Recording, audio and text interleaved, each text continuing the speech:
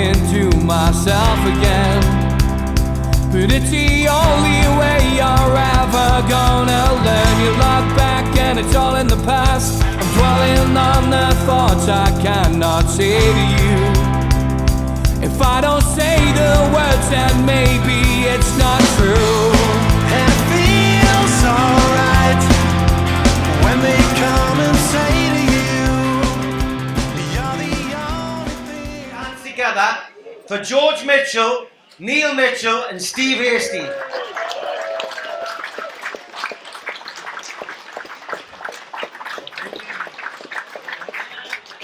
Come on, Steve. Come on, Mitch.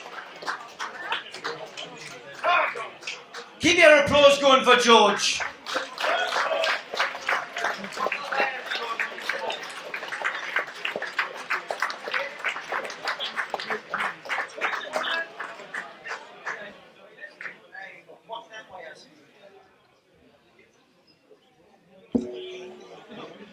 So those of you who've just come along tonight and have gone, I've come to bought tickets for Supermat and Gibbo, you'd be wondering what's going on. Well, tonight has been about a podcast called NUFC Matters, which in COVID I set up in my kitchen. Decided, because I couldn't do events, couldn't get out the house, that I would do a podcast and talk about Newcastle United, which is something that I love and all of you love. We started on Instagram, me and Neil, broadcasting to 1,000 people on Instagram, and I said, well, let's do it on YouTube, and here we are. This is why we've got this little section called Ask George. Now, George, I'm going to ask you, if you want to pick the mic up, I'll ask you your first question.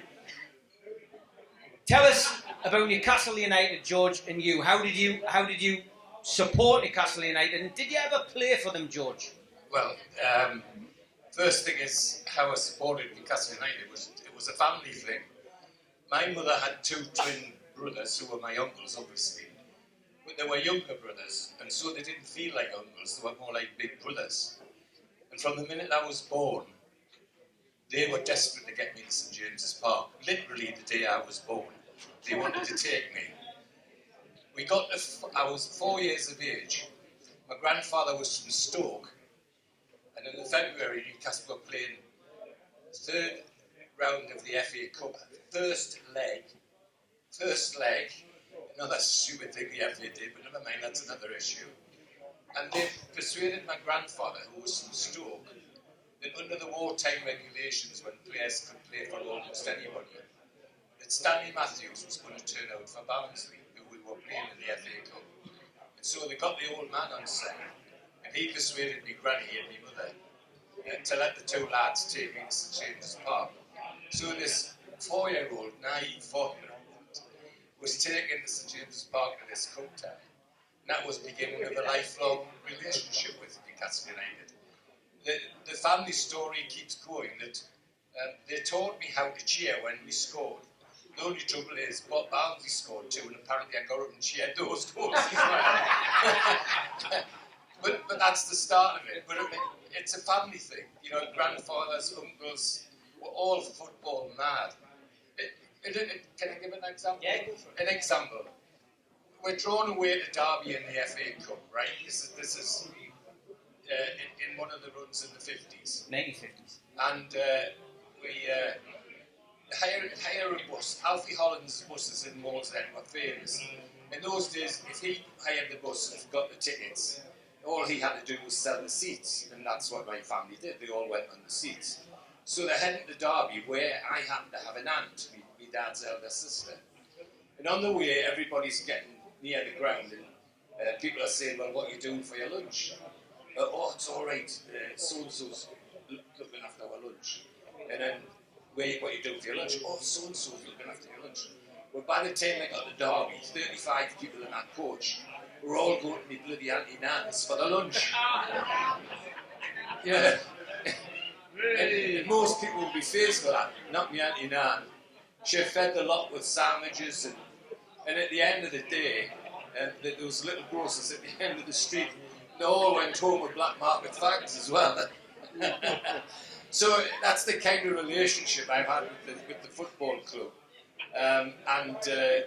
it's gone on. I mean, he's sitting beside me, you know. My father ingrained it in Neil when Neil was such a youngster. In terms of playing, as a 14-year-old, as a 14-year-old, I had a school teacher called Alec Tyne, who was Newcastle centre forward.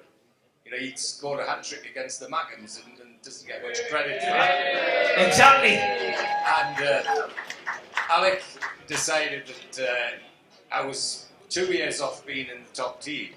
Can we just keep the noise down at the back just while we do this last little bit on the stage, please? Thank you.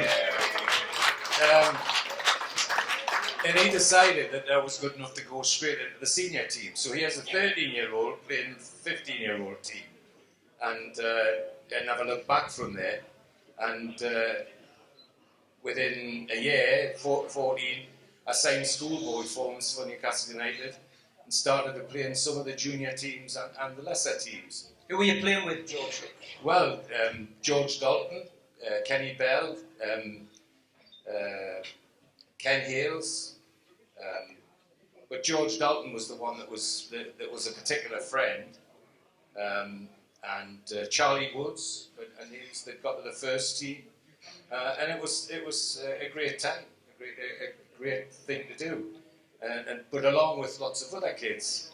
See, on a Tuesday and Thursday night when we trained as the kids, we'd turn up and there'd be 100 or more kids wanting to go and train. And I was fortunate to get picked to go and train and play. The odd thing is that you used to turn up on a Saturday to St James's Park to be told where you were going to play, which team you were in. And in those days there was first team, reserves in the Central League, third team in the Northern Alliance, fourth team in the Northern Combination, the Ends, the juniors, the nursery team in the Northern Intermediate League, and then the Newcastle United Juniors, who played in the Newcastle District Junior League. So lots of teams to fill with players. So when you went up, you never knew where you were playing, and it was always sometimes a bit of guesswork. And odd occasions it turned out to be unusual. And on one occasion I went up, raw 15-year-old, get to the ground, and Benny Craig, who was one of the junior trainers then, great fullback in his time, Benny Craig, said to me, the A team, that's the third team, need a left back, and I've told them I'll bring you down. And I never even thought about where I was going, because I knew the A team played in Wallsend, where I lived, at the pitch that's the club now, the Lindisfarne Club. There used to be a pitch there. So we went down to Wallsend in Benny's car, walked into the dressing room, and we went in. And of course, Benny Craig says, "Here, Jackie, here's your left back." And I realised he was talking about bloody Jackie Milburn. He was the manager of the A team. Well, he was my hero. I could hardly breathe for 20 minutes, never mind play football. But they're the kind of things that happened, and it was great. And I've got a piece of cutting out of the newspaper which Steve Wraith's seen and Neil's seen, which remember fondly. So for about 4 years, until we got a manager called Charlie Mitten, it was great. I got as far as travelling with the reserves a couple of times, but never close to the first team than that. But it was a dream come true for somebody as involved in football as I was, and it just was that occasion that sticks in my mind. But there were lots of others. I mean, Malcolm and John Gibson just been talking about George Easton. Well, I was in the reserve squad that was going away to play on a Friday night, on the Saturday morning. And who was on the squad but George Easton? And George Easton had a row with one of the coaches, and they just told him to get off the bus. And all this is happening in front of all these players, junior players, and you're thinking, what the hell's going on here? He's the first team, and they're telling him to get off the bus. Well, it was just because I didn't realise, and lots of the others did, he was in the middle of the rows about his wages. And so they were really browbeating the lad, is the only way you can put it. And off we went on the coach, and there was George Easton left standing on the stairs of St James's Park. I mean, you think all this stuff's new. No, it's all happened in Newcastle before, I can assure you. It was great. Charlie Mitten was the manager, had lots of ideas, great ideas, some of them, particularly in terms of training. He also invented his own football strip. If you remember it was very short shorts with a white ring round the bottom of the legs, and the socks were white with black and white striped tops. Very attractive, but awful to wear, I can assure you, because of the leg where the top and the bottoms met. There was a ridge that knackered your leg. And then I got a message to say that Charlie Mitten wanted us to report to the ground. They used to have a ground at Hunters Moor because there was a special game being arranged, and that Preston North End were looking at me. What I find ironical is I see players now getting injuries equally as bad, and in a month they're back on the pitch. You know, they tried for 2 years to put me right, and it never happened. That's as close as I got. But I can tell you it was a great experience, and I'd learned an awful lot in that short time. And for example, go back to my hero, Jackie Milburn, Steve Wraith and the lads know, I always credit Jackie Milburn to turning footballers from footballers into athletes. He was a supreme athlete. Have a look at the pictures of them in the dressing room after the cup finals, when they're all walking around celebrating. There's only one player, Newcastle player, got his shirt off and with a six-pack, Jackie Milburn, because all the others didn't have a six-pack. They had a brown nail belly or something worse. But Jackie Milburn didn't, and the reason he didn't was his own training methods. He was a sprinter, and Malcolm talked about sprinting. Jackie Milburn learned his sprinting with the professional trainers, running trainers, who did the Powder Hall race at Blythe, Blackburn, people like that. Jackie Milburn won the Powder Hall handicap twice. Now, I don't know how true it is, but Blackburn, who was his trainer, said that Jackie Milburn actually broke 10 seconds or 100 yards before any of the Olympic athletes did. And if ever you watch any video of him, particularly when he's playing on the right wing, you can see why. And everybody thinks he was such a lovely man. He was such a lovely man. But I've heard, again, Benny Craig, who I got to know quite well, say that after Jackie'd skinned the fullback, on the way back, he'd go at the fullback and he'd say to the fullback, if you think that was quick, wait like Eric next time. and everybody thought, well, what's that about? Well, Jackie was intimidating him. He was a lovely man, but he still was a professional. So all of that happened, and it gave me a great insight into football, and just embellished my love for Newcastle United and my family's love for. You can imagine my family, when I got the black and white shirt on, were absolutely thrilled. I've got to confess, though, that some stage when Charlie Mitten took over, I thought my father had completely knackered my football career. Charlie Mitten was a great man for making speeches. And again, at the ground at Hunters Moor, there was a lovely dressing room, and it had a veranda. And Charlie used to get on that veranda and make these great speeches about what he wanted and what he did and all this sort of thing. And the game was finished, and he was talking to the whole crowd. He included all the parents and people that were watching, saying, his players do this and his players will do that. And his last statement was something like, and if they want to get themselves into my first team, they could do no worse than getting their names on the front of a national newspaper. Now, what a thing to say with a bunch of kids. Well, my dad took it to heart. And so when I got ready and come out, and I said to his friend, where's Harry? Where is he? He says, oh, he's round the back talking to Charlie Mitten. And apparently, I'm told again by somebody else, my dad, Harry, had said to Charlie Mitten, if my son gets his name on the front of a national newspaper, I'll come to St James's Park and I'll kick your arse all the way down to Central Station. So I thought, goodbye football, George. That's the end of that. But apparently Charlie Mitten took it all in good part. Thank God he did. Yeah. So. Okay, George. Great stories. Great reminiscing. Put your hands together, my George, for that. Now, we saw a young lady earlier who got an award. Now, I believe she's got 1 or 2 questions, Olivia, for George. Do you want to come up? Do you want to come up and ask George directly? Can I just say, everybody, I've seen quite a bit of video of this young lady, and there's some of the things this young lady does naturally that take a lot of footballers, male or female, years to learn. She's already doing them naturally. Okay, yes,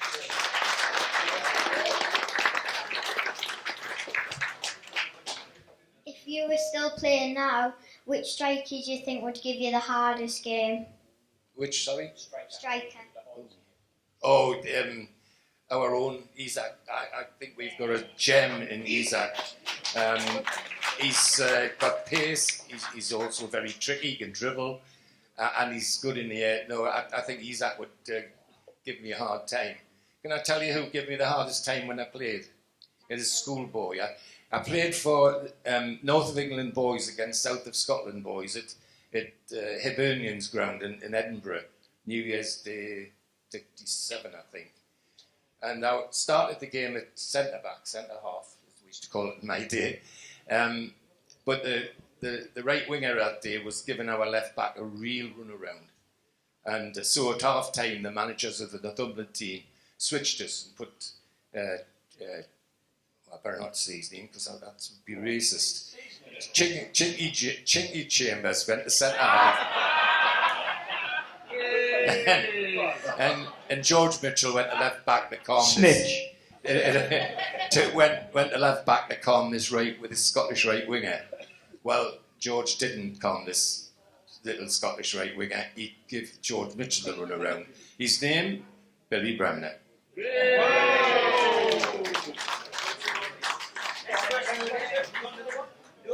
Ladies and gentlemen, put your hands together again for Olivia. Yeah. Okay, we did promise you that you could ask George. So has anyone got a question for George? Put your hand up. Has anyone got a question for George who watched the show? No, 1 or 2 people maybe have one. Anyone got a question? Could be anything. No? Yeah? Go on. It's controversial.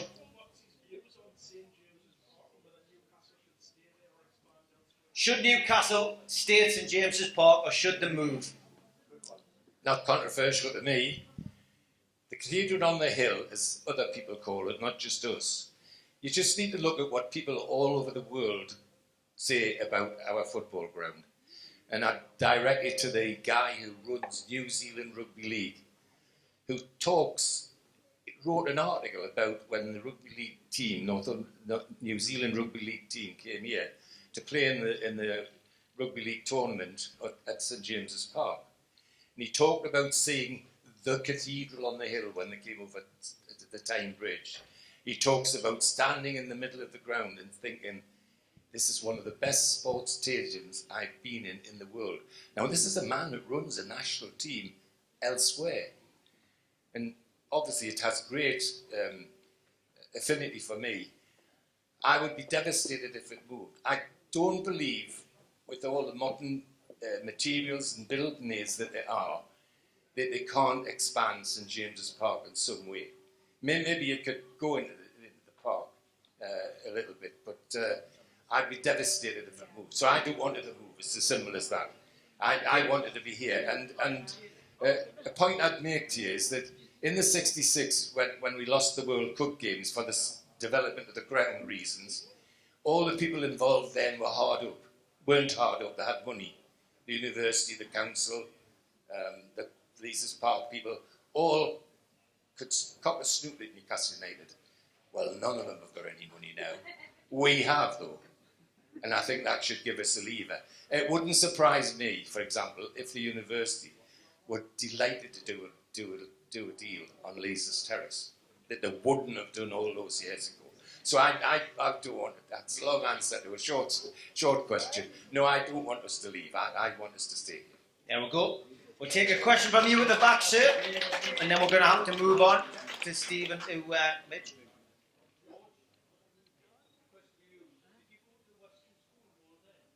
Did you go to the Western School in No, Wallsend? I went to the Buddle. Yes. and yes.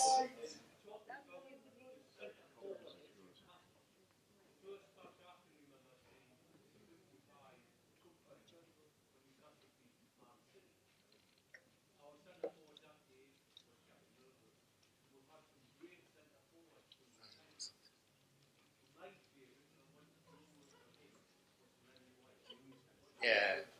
What's your views on Len White? Oh, brilliant. I mean, it's another huge injustice for a Newcastle player that Len White didn't play for England often because he was just superb.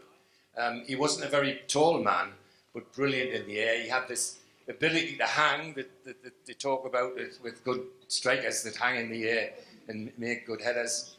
And his goals were just incredible. Sometimes long, mazy dribbles from the halfway line, and sometimes a real hard shot in the net as well. So Len White, brilliant. In 55, go back to Jackie Milburn, Manchester City had believed all this rubbish about him not being able to head the ball and left him standing on his own on the edge of the penalty area. And Mitchell chipped the ball and Jackie Milburn headed it into the back of the net to give with the lead. And that was all down to the kidology, that the word was out that Jackie Milburn couldn't head the ball. Yeah, 45 seconds. Quick Yeah. School and FA Cup at the time. Last question for George is from Ian. Hey, George. Ah, yeah. Do you want to embarrass him? No, I won't embarrass him. No. It's a personal question, George, a friend of mine, my wife. He couldn't resist mentioning Emily. She's not here today to meet you. But, and I just want to know how you put a smile on her face, because I said don't embarrass him. No. Moving on. Moving on, George. Yeah, slippers are nice and warm, Ian. No, we've got one more question here. This guy's got we've got a guy here with a question, George. George, in your opinion, who is the greatest centre forward of all time for Newcastle United? Greatest centre forward of all time. Easy one, is it? Yeah, I struggle to get past Jackie Milburn. You see, I don't go too far back because, frankly, as I said, Jackie Milburn was the first guy for me who turned footballers into athletes. 8 seasons, he was the top goal scorer. Sorry, 7 seasons. In the 1 season he wasn't top out of the 8, his right-hand man, George Robledo, took it off him. Can you imagine having 2 forwards, your centre forward scoring 32 goals, and your inside right scores 34? What a forward line. Wouldn't we like some of that now? But Jackie Milburn.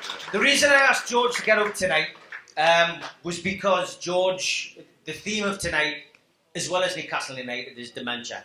And George, unfortunately, had his beloved Marjorie suffer with dementia. So George, tonight, I just want to know your thoughts on tonight and the charity that we are raising the money for, George. I'm delighted and give us all you can.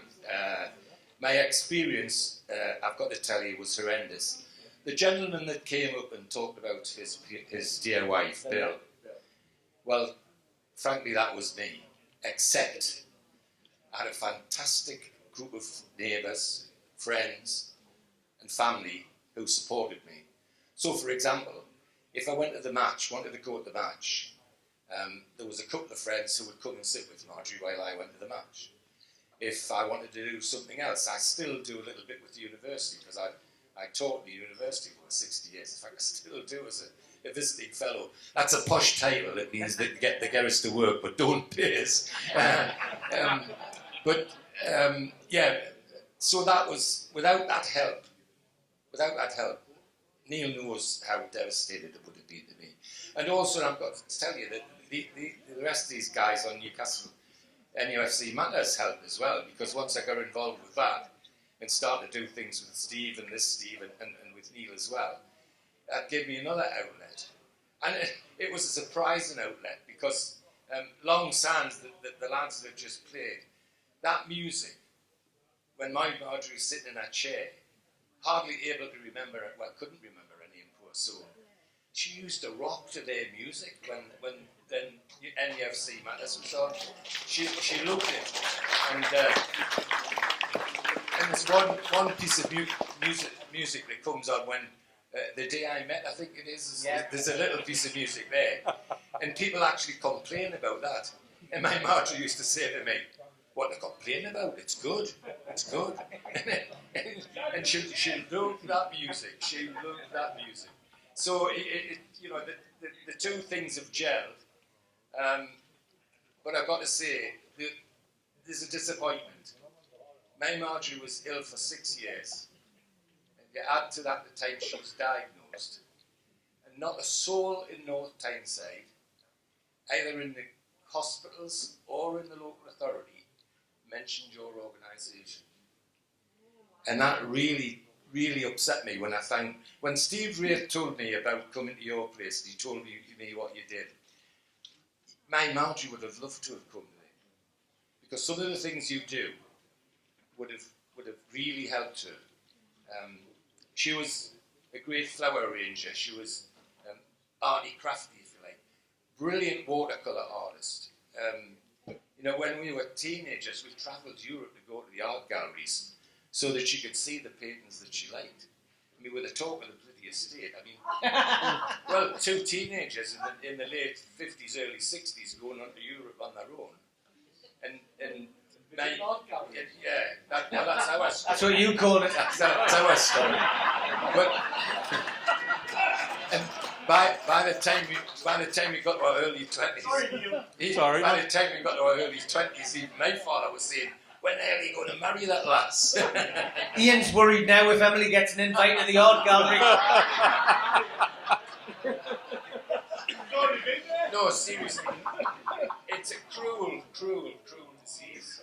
And one by one, my Marjorie lost a friend, lost names. One of the worst days of my life was when she eventually had to go into a care home, which was Charlton Court and Wallsend, and I had 3 cheers for them because they were brilliant at Marjorie. Her brother decided he broke the courage to go and see her, and she couldn't remember him. She didn't know who he was. She looked at me as though he was a stranger. My brother-in-law was shattered. That really damaged my brother-in-law. It really did, and me too. But that's the nature of the disease, sadly. And you get to the stage where just now and again, it's funny, the real Marjorie used to come out. I'd sit with her all day, nearly every day at the care home when she eventually went into the care home, which I tried to avoid for the 6 years, I must say, because of COVID. But anyway, she eventually had to go because she couldn't get up, she couldn't feed herself, and I realised that doing all that at home. Social services are very helpful. We'll put a hospital bed in your bedroom, in your living room, and we'll give you a hoist so you can lift her out of the bed. And I'd finish that and say to the social worker, the carer's 82 years of age. Who's going to go out the front door first, her or me? No, seriously, I'm not being difficult or nasty, but that's how it felt. So anyway, and we'd be sitting all day, and she'd have very little to say. And then I'd get up and usually kiss her on the forehead and go for home. And suddenly a little voice from behind us would say, I love you, Dad. Now, I don't know where it came from, but she couldn't even remember her name, poor soul. But those little words, I love you, Dad, meant that I drove all the way into my house, tearful, but rejoicing that at least she remembered me, because she couldn't remember anybody else. And the other things that she remembered, she was a great flower arranger, and she was a member of the National Association of Flower Arrangers, and was on a list they had where a big place had an event, and they wanted flowers done, and they needed arrangers in emergency. And they used to call, Marjorie was one of the people she called. She'd arranged flowers in the Westminster Abbey, St Paul's, Westminster Cathedral, St Giles in Edinburgh, and other Ripon Cathedral, York Minster. She'd done all of that, and you know, so here she's lying in her care home bed at the time of the Queen's funeral, okay, and the procession from Balmoral goes to Edinburgh, and they take the Queen into St Giles Cathedral, and the carers, Marjorie said, "I've been there," and they looked at each other. What you say? "I've been there." So when I went in, they were waiting for me. So she keeps saying she's been there. I says, "Well, she has. She's not just been there. She's arranged the bloody flowers there as well." You know, and I thought, well, that stuck. It was so important to her. And when it took the Queen down to Windsor, "I've been there. I've been there. And these girls started to think, well, it was just a dementia talk. But one of them said to me, "Has she really?" I said, "Yes, honestly, she has. She did all of that and more." And so to see all of that disappearing was crushing for me, I've got to tell you. I could not wish any more than you're successful, because frankly, the official help is not there. I'll tell you what my social worker Marjorie's social worker was interested in, will I? How much my house was worth. Wow. That's what the social worker was interested in. And I couldn't get over that. She was gobsmacked when I told her that I'd put it into a family trust and they couldn't touch it. But that's the questions that you got asked. Well, let's finish on a positive, and let's just say that tonight has been a great night to raise money for Dementia Matters, which stays in the North East. And can I just ask everybody to raise a glass, please, to Marjorie? Thank you. To Marjorie. Okay, going to finish off with Neil and Steve, the three amigos, as we're affectionately known at NUFC Matters. I just want to start with you, Steve, whilst Neil composes himself a little bit, I think. NUFC Matters, the community that we've created. Just want you to say maybe a few words on that, and just talk about the people who we've met over the last few years since we started doing it. It's been an absolute joy, actually. I mean, when I look back to the day that Steve said, "Do you fancy coming on a podcast?" and I said, "What's a podcast?"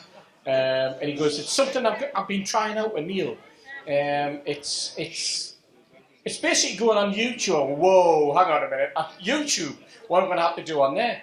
And he went, "It'll be all right, it'll be all right." And I'm not too sure about this. Anyway, I said, "I'll come on for 1 week." And 4 years later, exactly, 4 years later, Steve's built a community, and I'm just a small cog in that. But what it has done, it's promoted what I have started with Bill, and you've seen Bill wandering around. He's sitting there at that from 7 or 8 years ago when we started the food bank, and it's helped to promote that. It's helped to promote the community, and it's been an absolute joy. And I enjoy Fridays now. I used to go out drinking on a Friday, now I don't. Well, I don't go out until 7 o'clock anyway. Mitch, we started it on Instagram. I know. We've turned your dad into a celebrity. I think that's what we've done. And he deserves the accolades he's getting tonight. Centre of the stage. But just a little message to everybody who watches the podcast. See, for me, you guys now are all sharing my family stories. And so some of those stories I've heard plenty of times. I've got to say, I've heard more details on some of those stories of late, though. That were sort of scuffed under the carpet a little bit. Massage parlours.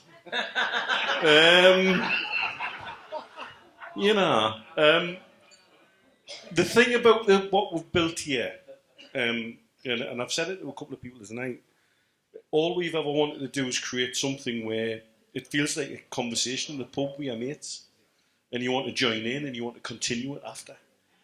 And that's what it feels like to me, and that's quite special. We're privileged with a platform. It still absolutely batters my head that when I come back, I get stopped in the street. I actually got stopped in Charles de Gaulle Airport on the way back. Mitch, is that you? Eh? The other thing I get a lot is, you know, you're called a dentist. Uh-huh. You don't look like a dentist. Aye. It's like it's a mafia nickname or something like that. You don't live in Brazil. Yeah, exactly. It's great. And I love it. I love every second of it. I love the fact that we're sharing family stories. Because the essence of Newcastle United is the connection between the club, the city and the community. And that's what it's always been for me. When Steve and I were involved with setting up the trust, that was what the essence of that is. With Steve and Bill in the food bank, that's what the essence of that is. And that's what we share here. It's connection. The connection of the club, city, community, one love and unity. And it doesn't matter how you come to this party. If you're wearing a black and white scarf, that's all that bloody matters. I want it to be positive. I want Eddie Howe to stay. I want him to win that elusive trophy that none of us have seen since 1969. And I hope and I wish Darren Eales, Peter Silverstone and everybody else connected with the club at PIF have got the best interests of the club at heart, and they can take us on to that promised land, because that's what we all deserve. But for me, that's where we want to be. I think what was really interesting at that point was because of our connection with Steve. Steve had the decency to invite George to meet Rafa. Do you remember it, George? Yeah, I do very much. So we went down after one of the games, and we were escorted into the deepest echelons of Newcastle United. Sitting in the room at the time as we walked in was one of our ex-managers, if I remember rightly. Chris Hutton, Chris Hutton. Hutton. Playing Brighton. Yeah. And we sat there, and Chris was there, and the two of them were chatting. And Owen turned round to me and George and Steve, and he said, help yourself to any of the buffet, but whatever you do, don't take any of the potato wedges. So yeah, what? I said, don't touch the potato wedges. I'm like, George, don't touch the potato wedges. And George is going, what? What? And I'm like, don't touch them. Why? Because Owen says, we cannot. So anyway, we'd already had a meal, so it didn't really matter. So anyway, there we were in the bowels of St James's Park. Rafa finished the conversation. We were sitting there. We didn't know whether to eat anything. They brought us a couple of drinks. George doesn't drink, so he had a Coke. I had about 3 bottles of beer, so that was all right for me. And at this point, Rafa did all these little sort of things that he has to do before at the end of a game. And then he sits down and he went, "You all right, lads?" "Yeah." "Oh, one moment." And he gets up and he walks over to the potato wedges. And he comes back with the biggest plate of potato wedges you've ever seen, and he plonks them in front of us. And he went, "Okay, lads, what do you think of the game?" So, of course, George is an expert, I'm just a hanger-on. And he's at this point, Rafa is inquiring about our thoughts on what had happened. "Well, I thought you did all right." "What?" "Thought all right." So then you're thinking, shit, what do I say? So like, George is like me, he's going, what do I do? So I said, thought the fence was a bit dodgy. "Why?" "Well, that's the last thing we imagined he was going to say. Why?" "Well, I thought Shaw was a bit of a position, and Lascelles was shit, but whatever."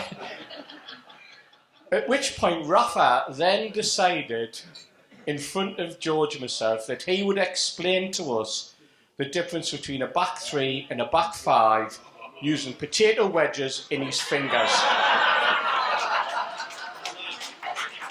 Honestly, an experience like you would never ever get again. And I made the mistake of mentioning John Joe Shelby. You did. And saying that I thought that he tailed off towards the end of the game. And Rafa said quite bluntly, "Yes, I've told him about that, and if it happens again, he'll not be in my team." Oh, good God. Well, when you meet a guy like Rafa, or you get the opportunity. That is you sit there and you think, oh, you think you're going to get away with saying anything because they're not listening to you. With a bloke like Rafa, he was so intense.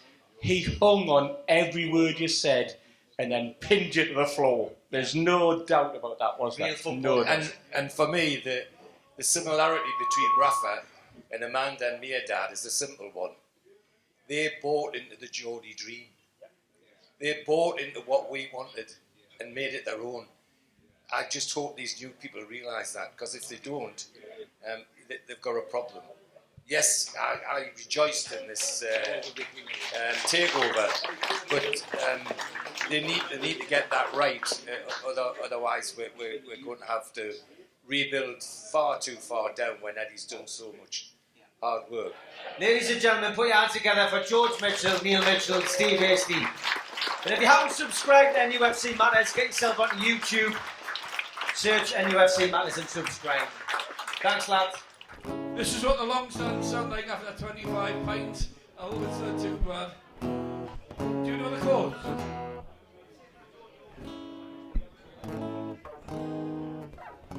Is that a no?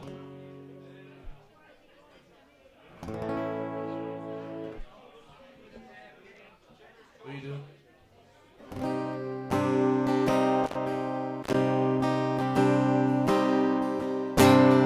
This song got to number 70 in Greece.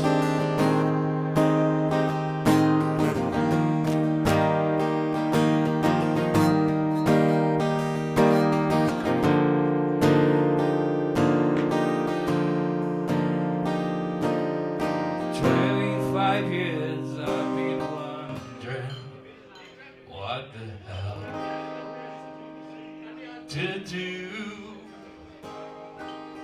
in 25 years, baby, all I can think of is you. Nice happy one. So I'm wandering around, feeling upside down, but I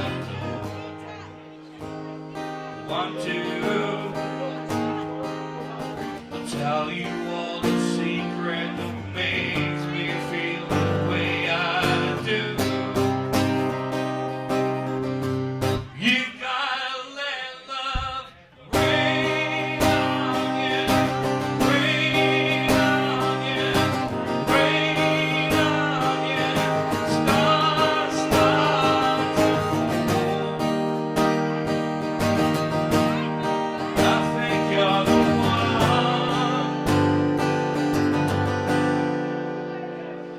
We've got good friends and their lives that fall from the sky, but want to spend my days working so bad, and I don't wanna do.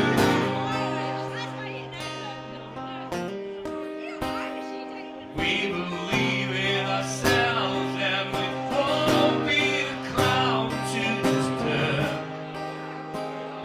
and run. I can look in the mirror, I'm proud of what we've both become.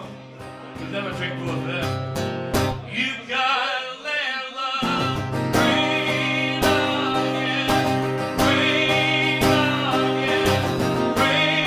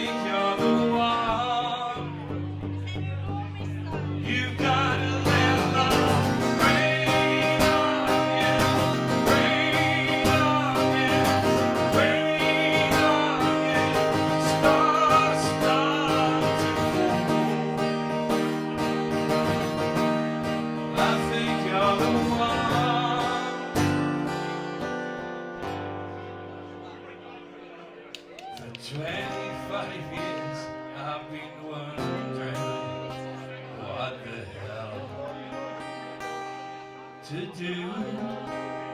Thank you. You clap now. Hey! It's funny, we'll sing a song about 25 years of being in love with a woman and all that. When in reality, we're getting a little bit old, which is why they changed it to like 35 years. Oh, Gary, man, Gary, no!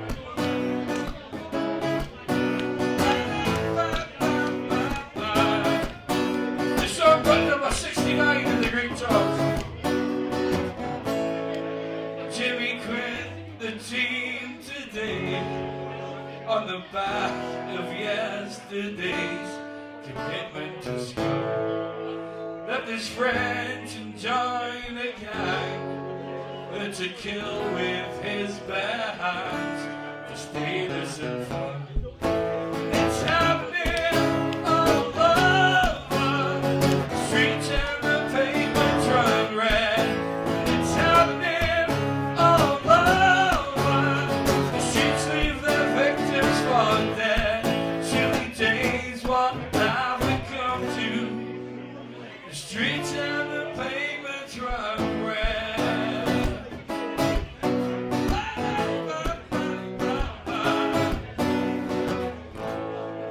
You can read it in the sun, what these books and films have done, a culture gone wrong. Believe that, then you're a fool. It's his regulation rules, the kids don't belong.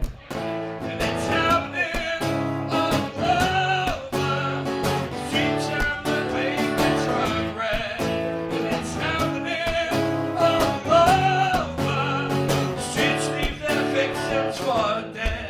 Chilly days, what have we come to? Streets and the pavements run red. You don't know the chords, do you?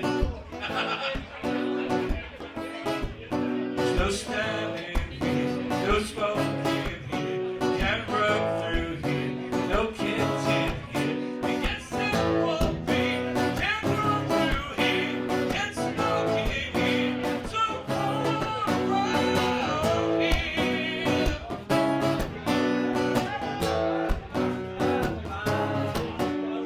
So they go out, smoke a tab, get your swig of Amsterdam. What else do they have? And they laugh and they cry. Someone even starts a fight, and then you get stabbed. It's happening all over the streets and the pavements run red. And it's happening all over the streets, leave their victims for dead. It's happening all over the streets and the pavements run red.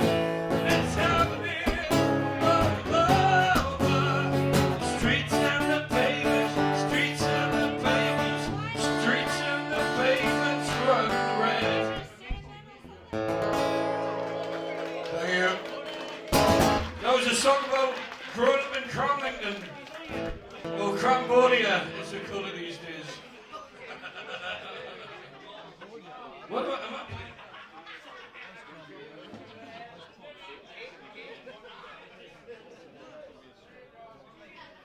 Oh, everyone's had a lovely afternoon.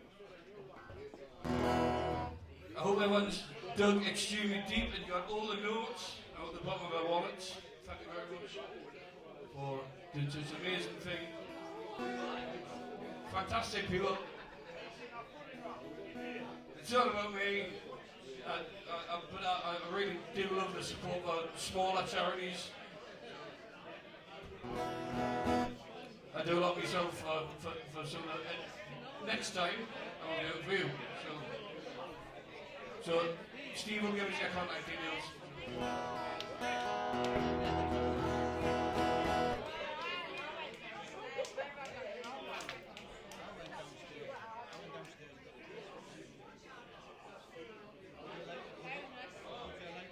Apparently there's lovely ladies in the charity who want to hear some lovely music. The second anybody says lovely ladies, I mean.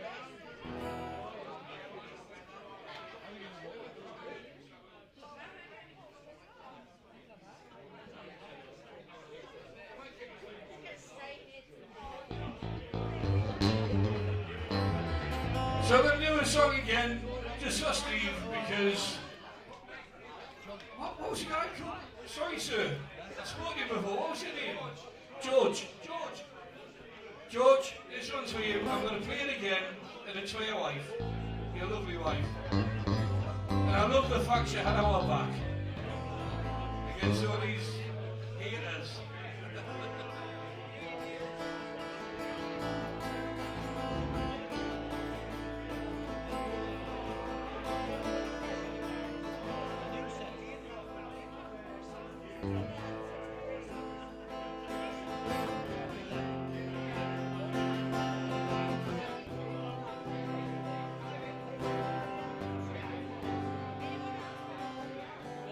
Get back with your critics attack.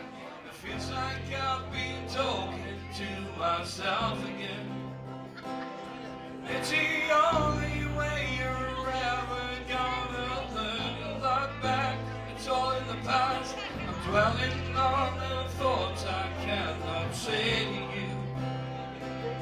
If I don't say the words, then maybe it's not true.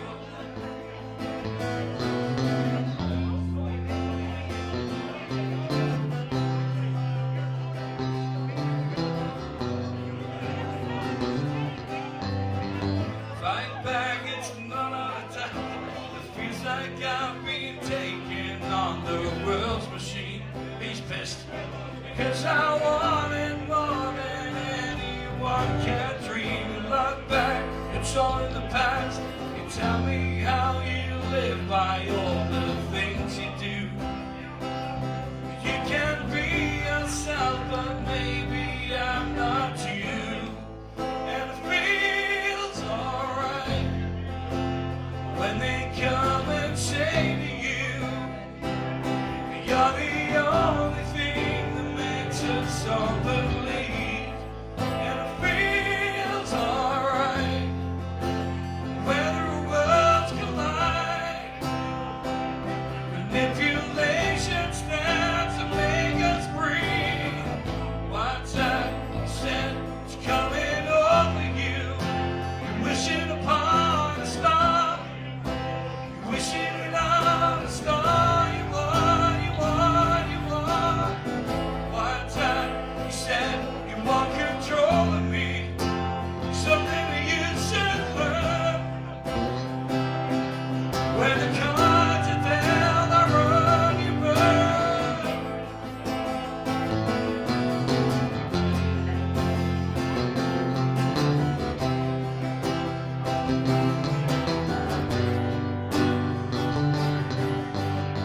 What's that? You said it's coming over you. You're wishing upon a star. Wishing it on a star. You want, you want, you want, you want.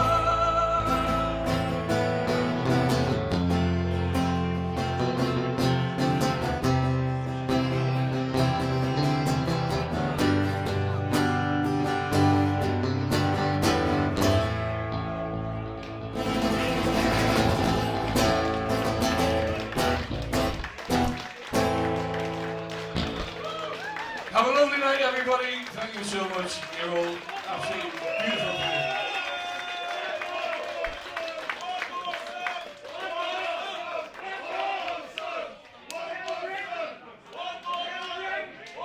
Someone's been on the drink.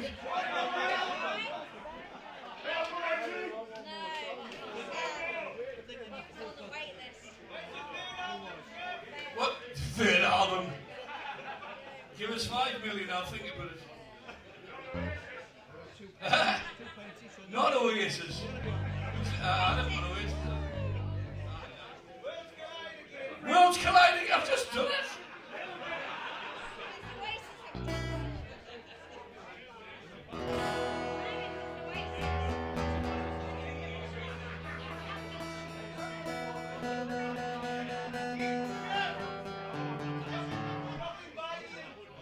Nothing by you. Yeah, he's a prick. Steve, what's your favourite song? Yeah. You've got a surprises.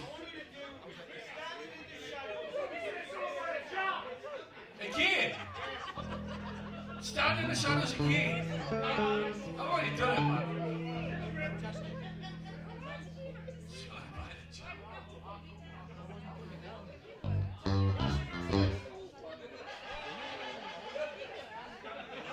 I'm 11 pints, you know. I'm absolutely clapping.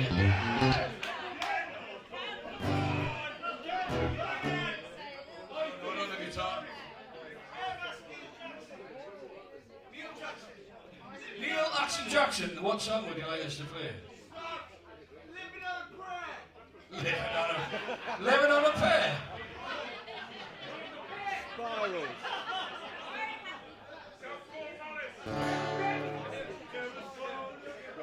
Oh, right, I've got it.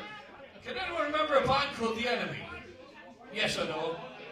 That was a great tune that they wrote, which is always really good. Oh, let's see what they're going. I'm not going to play that.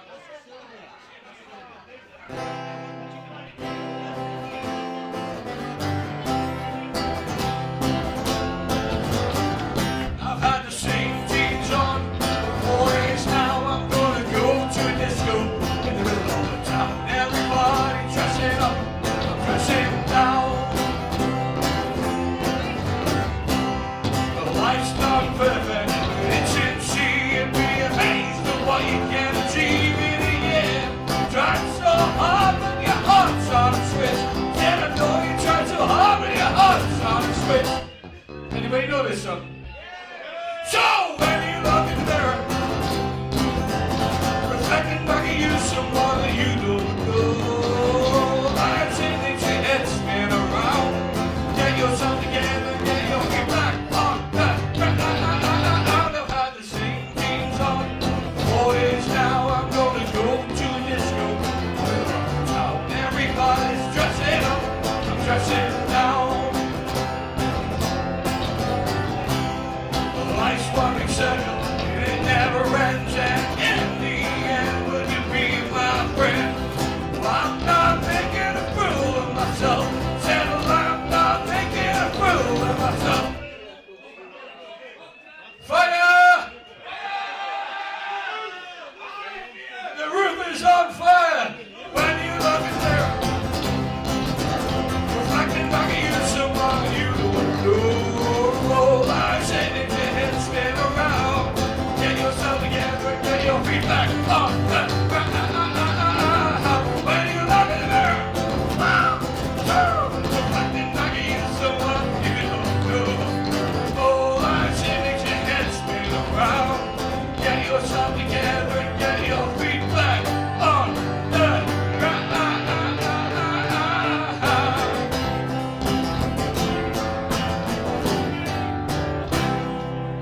When you get out, there's a fucking fire.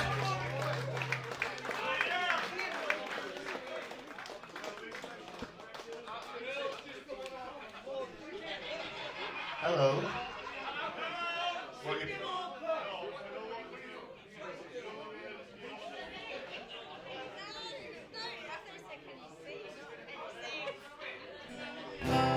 Remind me of the words.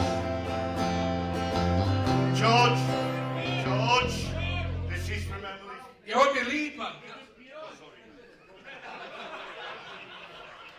I thought it was bewilling. Very long and thin.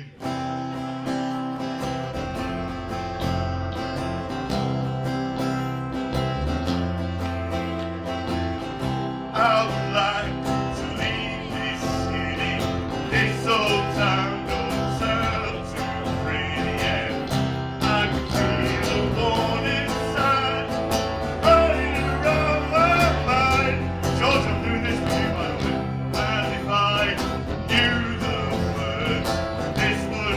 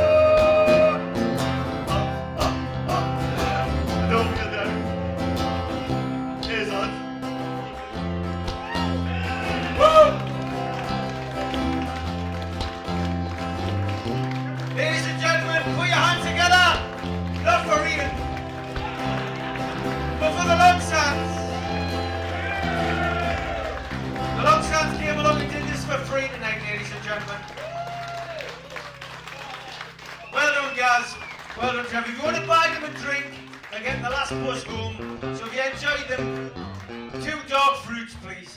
And can you give a big thank you to Neil Jackson, who's filmed this tonight, on behalf of NUFC Matters. Media Arts, thank you very much. That is going to go out on the channel for all the expats.